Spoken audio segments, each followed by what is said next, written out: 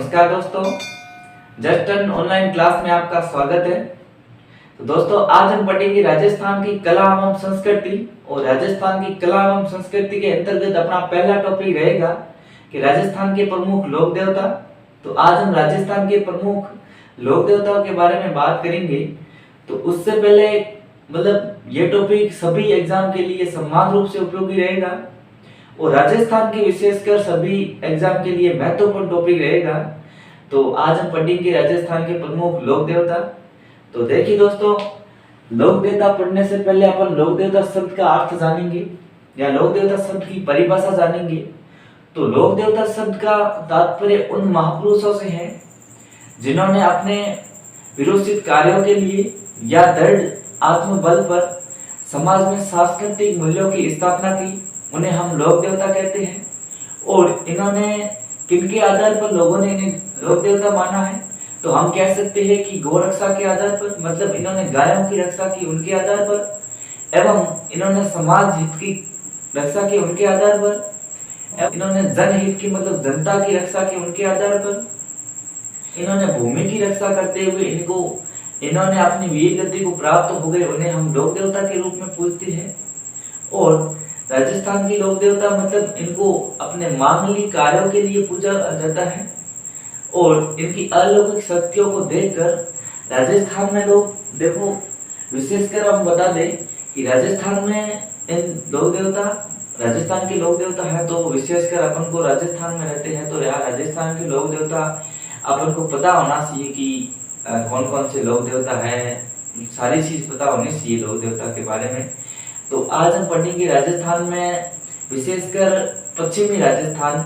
हम बोले कि पश्चिमी राजस्थान मतलब मारवाड़ क्षेत्र जो है, वो मारवाड़ क्षेत्र इनको विशेष स्थान या इनकी विशेष पूजा करते हैं। तो इनको जैसे मारवाड़ क्षेत्र में पहले गणेश जी की पूजा होती है मांगलिक कार्य में या मंगल कार्य में, उसी प्रकार पहले तो गणेश जी की पूजा होता है, उसके बाद में इनकी पूजा होती है, इनको पूजा जाता है, इनका आराध्य देव मान के या लोक देवता के रूप में इन्हें पूजा जाता है। तो हम बात करें कि लोक देवता की, तो राजस्थान में इनके मंदिरों को हम बात करेंगे कि राजस्थान में इनके मंदिरों को क्या क्या कहते हैं।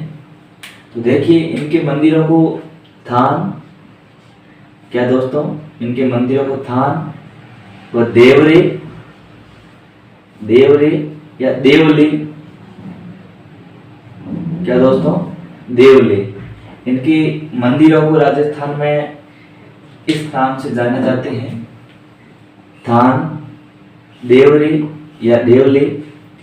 जनमानस इन्हें मतलब थान, देवरे या देवले, इनको अपना आस्था का केंद्र मान के इन लोक देवताओं की पूजा करते हैं। तो हम आज पढ़ेंगे कि राजस्थान के प्रमुख लोक देवता। तो उनमें हम बात करेंगे, राजस्थान के वैसे बहुत सारे प्रमुख लोक देवता हैं या फिर बहुत सारे लोक देवता हैं राजस्थान के, उनको हम विस्तार से पढ़ेंगे। अपन पहले बात करें तो राजस्थान के 5 ऐसे लोक देवता जिनको हिंदू तो पूजा करते ही है, तथा हिंदू तथा मुसलमान भी इनको पूजा करते हैं। तो वे 5 कौन कौन से लोक देवता हैं, तो अपन एक दोहे के माध्यम से पढ़ेंगे। इनका एक दोहा भी है, आपको शायद याद भी होगा, अगर याद नहीं है तो कोई बात नहीं, अपन यहाँ लिखेंगे या पढ़ेंगे कि बाबू हड़बू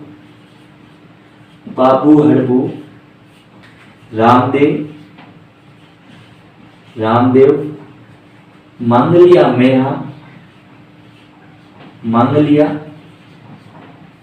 मेहा, पांचों पीर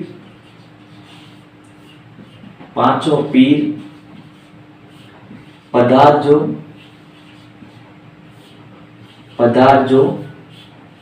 गोगा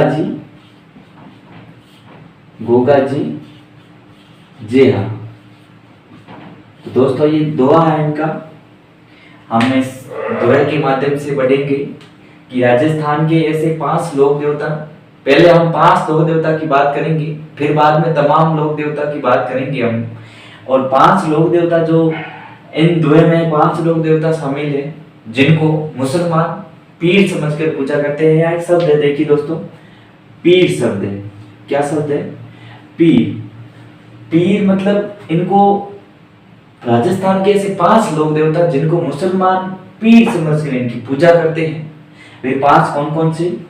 तो देखिए, पाबू जी, हड़बू जी, रामदेव जी और मेहा जी, और 5वें लोक देवता है वो गोगा जी। ये 5 आ गए, पाबू जी, हड़बू जी, रामदेव जी, मेहा जी और गोगा जी। ये 5 ऐसे लोक देवता हैं जिनको मुसलमान पीर समझकर इनकी पूजा करते हैं। उनको हम पंच पीर के नाम से भी जाने जाते हैं, या उनको पंच पीर भी कहते हैं। क्या कहते हैं दोस्तों?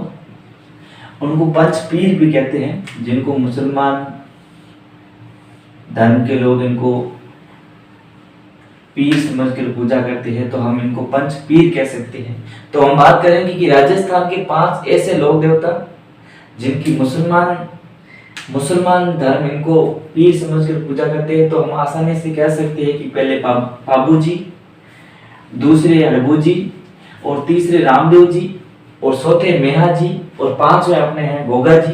ये 5 ऐसे लोक देवता हो गए। अब हम 5 लोक देवता को विस्तार से पढ़ेंगे, फिर बाद में तमाम लोक देवता की बात करेंगे हम आगे। तो वे 5 लोक देवता अपने आ गए हैं, और आज हम राजस्थान के लोकप्रिय लोक देवता रामदेव जी के बारे में आज अपन चर्चा करेंगे। रामदेव जी की अपन जीवनी पढ़ेंगे। तो देखिए, अपने पहले लोक देवता आते हैं, उनका नाम है रामदेव जी, या बाबा रामदेव जी कह सकते हैं।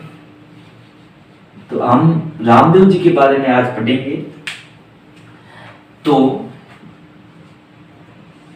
कहा जाता है कि रामदेव जी सारे सभी लोक देवताओं में से प्रमुख एक ऐसे पुरुष है जो अवतारी है, इनको अवतार माना जाता है। तो आज हम बाबा रामदेव जी की बात करेंगे। बाबा रामदेव जी का जन्म तंवर वंशीय राजा अजमल जी के यहाँ और माता मैनादे के घर में इनका जन्म हुआ था। तो आज हम पढ़ेंगे बाबा रामदेव जी के बारे में। सर्वप्रथम हम पढ़ेंगे कि बाबा रामदेव जी का जन्म, इनका जन्म स्थान, हम जन्म स्थान के बारे में पढ़ेंगे। तो देखिए, इनका जन्म हुआ था, वो हुआ था सन 1405 ईस्वी में। सन 1405 ईस्वी में इनका जन्म हुआ था, और इनका जन्म बाड़मेर जिले की एक दोस्तों तहसील है, शिव तहसील, और शिव तहसील में एक गांव है उंडू काश्मीर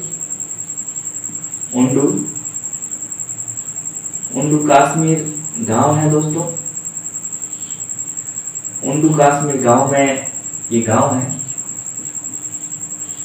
उंडू काश्मीर गांव में बाबा रामदेव जी का जन्म हुआ था। तो हम कह सकते हैं कि सन 1405 ईस्वी में बाड़मेर जिले की शिव तहसील में और एक गांव पड़ता है उंडू काश्मीर, वहां पर बाबा रामदेव जी का जन्म हुआ था। और हम बात करेंगे कि हिंदुओं का सबसे पवित्र महीना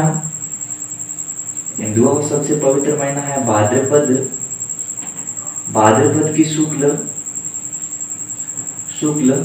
द्वितीया को बाबा रामदेव जी का जन्म हुआ था। कब हुआ दोस्तों? भाद्रपद की शुक्ल द्वितीया को बाबा रामदेव जी, इस दिन इनका जन्म हुआ था। और इस तिथि को, भाद्रपद की शुक्ल द्वितीया को, बाबरी बीज भी कहा जाता है। क्या कहा जाता है दोस्तों? बाबरी बीज भी कहा जाता है। बाबरी बीज भी कहा जाता है। और ये बीज शब्द गुजराती का शब्द है, गुजरात का शब्द है। और गुजरात में बीज को दूज कहते हैं। क्या कहते हैं दोस्तों? दूज कहते हैं। तो हम ऐसे भी बात कर सकते हैं कि बाबा रामदेव जी का जन्म भाद्रपद की शुक्ल दूज को हुआ था, ऐसे भी कह सकते हैं। और हम दूसरी बात करें तो हम बात करेंगे कि भाद्रपद शुक्ल द्वितीया को इनकी अवतार तिथि भी कहा जाता है। क्या कहा जाता है दोस्तों, इनकी अवतार तिथि भी कहा जाता है, इनकी अवतार तिथि भी कहा जाता है। तो हम बात करेंगे आगे, अब बाबा रामदेव जी का जीवन परिचय पढ़ेंगे या सामान्य जानकारी पढ़ेंगे। तो इनके पिताजी का नाम क्या पढ़ेंगे दोस्तों, इनके पिताजी का नाम और इनकी माता जी का नाम और इनके गुरु का नाम और इनकी पत्नी का नाम, पत्नी का नाम। तो दोस्तों इनके पिताजी की बात करें तो इनके पिताजी का नाम अजमान जी, अजमान जी तंवर, ये तंवर वंशी राजपूत थे। और अजमान जी तंवर इनके पिताजी का नाम था। इनकी माता जी की बात करें तो इनकी माता जी का नाम था माता मैणा दे, माता मैणा दे इनकी माता का नाम था। और गुरु की बात करें तो इनके गुरु का नाम योगी बालीनाथ जी, इनके गुरु का नाम था योगी बालीनाथ, योगी बालीनाथ जी इनके गुरु का नाम था। और इनकी पत्नी की बात करें तो इनकी पत्नी का नाम था नेतल दे। क्या था दोस्तों, नेतल दे, या एक नाम और आता है निहाल दे, निहाल दे भी इनका नाम है। तो इनके पिताजी की बात होगी, इनके पिताजी का नाम राजा अजमान जी तंवर, जो कि तंवर वंशी राजपूत थे। कहा जाता है कि इनको मलिनाथ जी ने पोखरण की जागीर दी थी। और इनकी माता का नाम मैणादे था और इनके गुरु का नाम योगी बालीनाथ जी था, जिनका मुख्य मंदिर मसूरिया पहाड़ी जोधपुर में स्थित है। इनका मुख्य मंदिर वहाँ है, इन्होंने वहाँ पर समाधि ली थी, तो इसी वजह से इनका मंदिर मसूरिया पहाड़ी, मसूरिया पहाड़ी दोस्तों, मसूरिया पहाड़ी जोधपुर जिले में स्थित है। कहाँ पर है, जोधपुर जिले में स्थित है। यहाँ पर इनका मुख्य मंदिर है। और इनकी पत्नी की बात करें तो इनकी पत्नी का नाम था नेतल दे या निहाल दे कह सकते हैं। और ये अमरकोट के राजा, अमरकोट के राजा, अमरकोट के राजा दले सिंह की पुत्री थी या दल सिंह सोडा की पुत्री थी। दल सिंह सोडा की ये पुत्री थी, जिनका विवाह बाबा रामदेव जी से हुआ था। और अमरकोट वर्तमान, ये अमरकोट जगह वर्तमान में पाकिस्तान में है। कहाँ है दोस्तों, पाकिस्तान में ये जगह है। तो और इनके भाई का नाम था, इनके बड़े भाई थे, उनका नाम था वीरम देव जी या वीरम देव। देखिए दोस्तों, इनके बड़े भाई का नाम वीरम देव जी था। और बाबा रामदेव जी, अब हम बात करेंगे कि बाबा रामदेव जी एक अवतारी पुरुष थे। तो अवतारी पुरुष थे तो इनको भगवान श्री कृष्ण जी का अवतार माना जाता है। भगवान श्री कृष्ण जी का अवतार माना जाता है, अवतार माना जाता है भगवान श्री कृष्ण जी का, या भगवान श्री कृष्ण जी का अवतार इनको माना जाता है। और विष्णु का भी अवतार कह सकते हैं, भगवान विष्णु का भी अवतार है। तो इनके बड़े भाई थे ये रामदेव जी, वीरमदेव जी के छोटे भाई थे। और रामदेव जी के बड़े भाई थे, उनका नाम था वीरमदेव जी। और वीरमदेव जी को भगवान बलराम जी का अवतार माना जाता है, बलराम का अवतार, बलराम जी का अवतार माना जाता है, अवतार माना जाता है। बाबा रामदेव जी तो भगवान श्री कृष्ण जी के अवतार माना जाता है। और भगवान श्री कृष्ण जी के बड़े भाई, अब इनके बड़े भाई वीरमदेव जी हैं, तो भगवान श्री कृष्ण जी के बड़े भाई बलराम जी हैं। और बाबा रामदेव जी को कृष्ण जी के अवतार माने जाते हैं और वीरमदेव जी है वो बलराम जी के अवतार माने जाते हैं। अब हम बात करेंगे कि बाबा रामदेव जी के अवतार तो ये हो गए, मतलब भगवान श्री कृष्ण जी के अवतार हैं। और हम वंशज की बात करें तो वंशज ये माने जाते हैं, क्या दोस्तों, वंशज ये अर्जुन के वंशज माने जाते हैं। किनके दोस्तों, अर्जुन के ये वंशज माने जाते हैं। अब हम बात करेंगे इनके उपनाम, इनके उपनामों के बारे में बात करेंगे। इनको किन किन नामों से जाना जाता है बाबा रामदेव जी को। तो हम बात करेंगे कि इनको रामसा पीर के नाम से, रामसा पीर के नाम से, और इनको रामदेव जी के नाम से,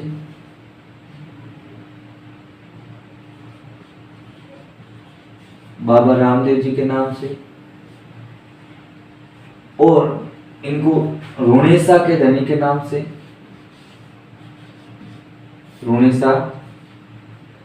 रुणेसारा धनी के नाम से, ये इनके उपनाम हो गए।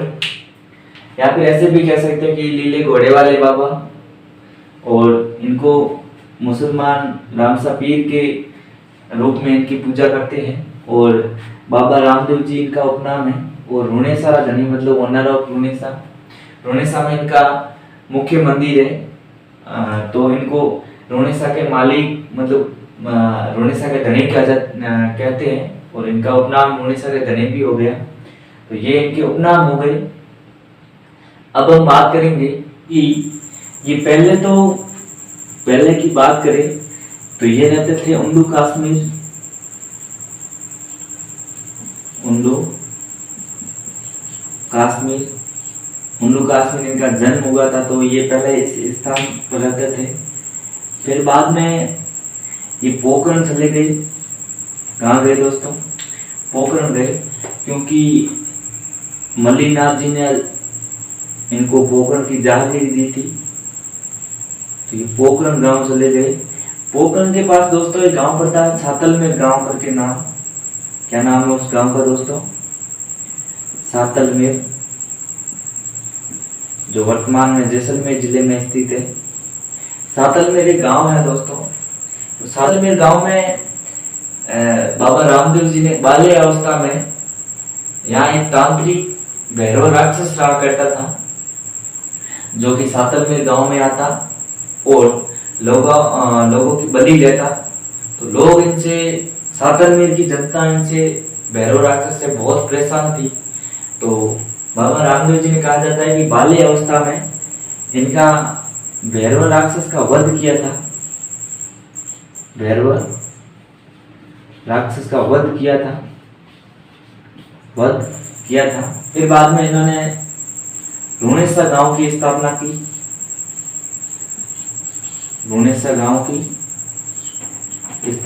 जहां पर इन्होंने एक तालाब का निर्माण करवाया। इसका दोस्तों तालाब का निर्माण करवाया। और उस तालाब का नाम था, या नाम है, राम सरोवर। ये तालाब है दोस्तों। कहा जाता है कि यहाँ पे मतलब बाबा रामदेव जी के आशीर्वाद से इनका जो राम सरोवर तालाब में जो पानी है वो 12 मंथ पानी इनका मतलब नष्ट नहीं होता है, ये भरा हुआ ही रहता है तालाब। तो इस तालाब के किनारे बाबा रामदेव जी ने जीवित समाधि ली थी। कब ली थी दोस्तों, वो जीवित समाधि ली थी भाद्रपद की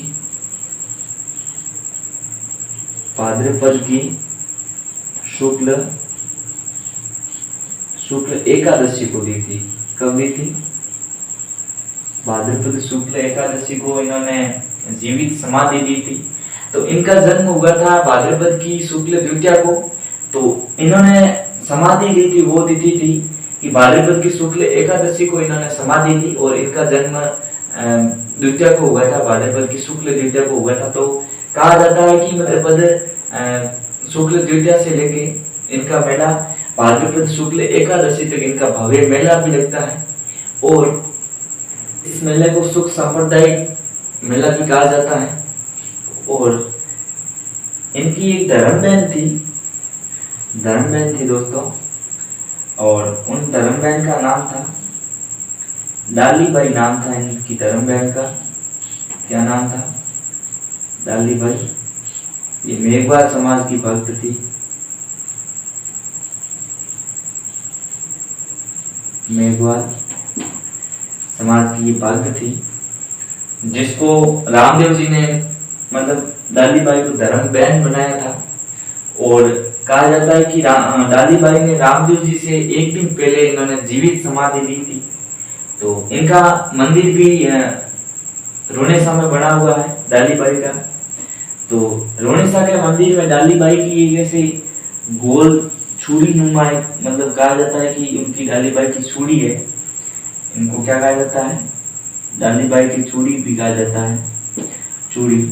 तो जितनी भी अब इनका भव्य मेला बढ़ता है तो लाखों की भीड़ में यहाँ श्रद्धालु आते हैं दर्शन करने बाबा रामदेव जी के। तो इस डालीबाई की सूढ़ी में यूँ गुजरती है तो लोगों का कहना है कि डालीबाई की सूढ़ी में जहाँ मतलब लोग अंदर से निकलते हैं तो कहा जाता है कि लोग कोई तो डर यहाँ से निकलता ही नहीं है। क्यों नहीं निकलता है? तो यहाँ की कहावत है कि अगर किसी का पाप किया हुआ हो कि वो अंदर ही फंस जाता है, मतलब अंदर ही अटक जाता है। किसी का बुरे कर्म या फिर पाप बोल सकते हैं, तो पाप किया हुआ है तो इस सूढ़ी के अंदर वो फंस जाता है। ऐसा कुछ नहीं है, पर लोग भय की वजह से मतलब नहीं निकलते हैं, डर की वजह से। तो अब हम पढ़ेंगे कि ये हो गया। सभी लोक देवता में से बाबा रामदेव जी ज्यादा पढ़े लिखे थे, तो इन्होंने एक पुस्तक लिखी थी। क्या लिखी दोस्तों? इन्होंने एक पुस्तक लिखी थी। उस पुस्तक का नाम था 24 वाणियां। क्या नाम था दोस्तों? 24 वाणियां। इनकी एक पुस्तक थी, उनका नाम था 24 वाणियां। कहा जाता है कि इस बुक में इन्होंने 24 मतलब भाषाओं का इन्होंने उल्लेख किया है। तो इनको 24 वाणियां के नाम से ये बुक प्रसिद्ध है, पुस्तक। तो और बाबा रामदेव जी ने एक पंथ चलाया था। रामदेव जी ने रुनेसा में एक पंथ चलाया था। उस पंथ का नाम है कामड़िया पंथ।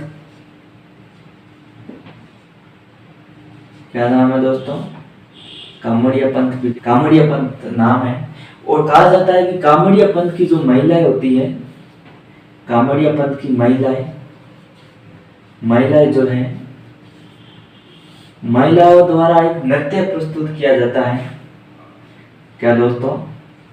नृत्य प्रस्तुत किया जाता है। उस नृत्य का नाम है तेरे ताली नृत्य। क्या दोस्तों? तेरे ताली नृत्य का नाम है तेरे ताली। तो तेरे ताली मतलब ये कामड़िया पंथ की महिलाएं शरीर पर 13 प्रकार के मंजीरे बांधकर ये इनके रामदेव जी के मेले में नृत्य करती है, तो इसलिए भी 13 ताली नृत्य कह सकते हैं। और कहा जाता है कि ये 13 तरह की कलाएं भी करती है, तो उस हिसाब से भी अपन 13 ताली कह सकते हैं भी ये 13 ताली नृत्य करती है। और अब हम पढ़ेंगे कि बाबा रामदेव जी के रात्रि जागरण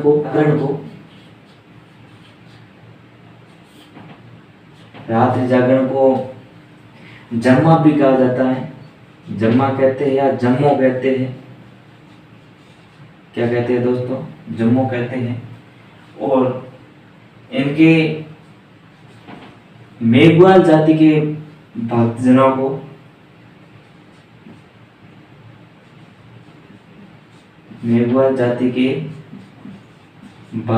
को एकिया भी कहा जाता है।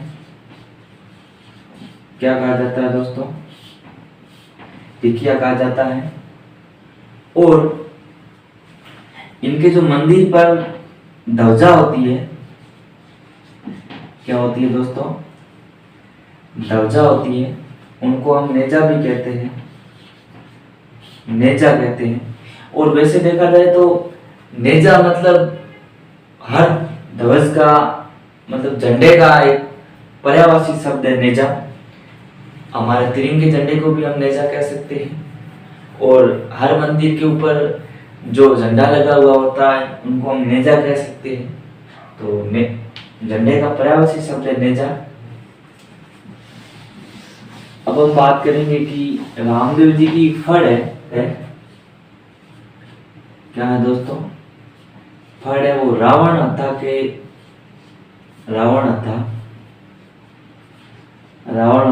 अथा वाद्य यंत्र से बांसी जाती है, इनकी फड़ है।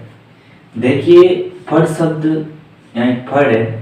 फड़ शब्द से तात्पर्य है कि ये कपड़े की बहुत बड़ी वो होती है और कपड़े पे मतलब इनकी देवता की फोटो मतलब इनकी पेंटिंग होती है, फोटो लगी होती है, उनके आधार पर इनका वर्णन किया जाता है, तो उन्हें हम फड़ कह सकते हैं।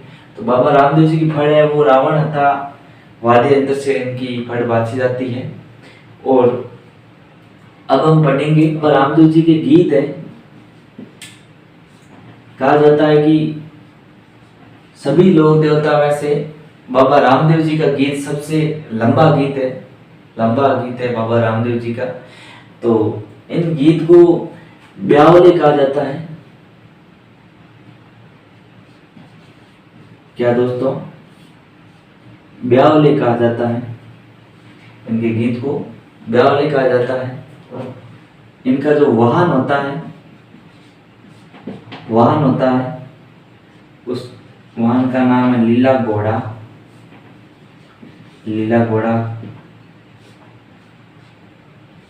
लीले घोड़ा इनका वाहन है। और इनका प्रतीक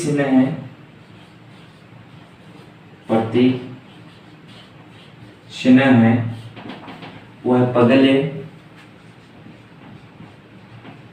पगलिए, जो कि विशेषकर बाबा रामदेव जी के मंदिर जो बने हुए होते हैं उनमें बाबा रामदेव जी की कहा जाता है कि प्रतिमा भी होती है। और बाबा रामदेव जी मतलब मूर्ति पूजा और तीर्थ यात्रा से ये मतलब इन तीर्थ यात्रा और मूर्ति पूजा के विरोधी थे। तो मूर्ति पूजा से ये विरोध करते थे। तो बाबा रामदेव जी के मंदिर में इनका पद चिन्ह कह सकते हैं या प्रतीक चिन्ह कह सकते हैं, इनके पगले रखे जाते हैं जो कि पीले पत्थर या संगमरमर के पत्थर से बने होते हैं। हर मंदिर में इनके पगलियों की पूजा की जाती है। तो बाबा रामदेव का पद चिन्ह कह सकते हैं कि पगले होते हैं। और इनका एक चांदी के पत्रे या फिर सोने का पत्रे बोलो, उन पर एक इनकी प्रतिमा बनाकर लोग मतलब गले में पहनते हैं, उनको हम फूल कहते हैं। क्या कहते हैं दोस्तों? फूल भी कहते हैं जिसको गले में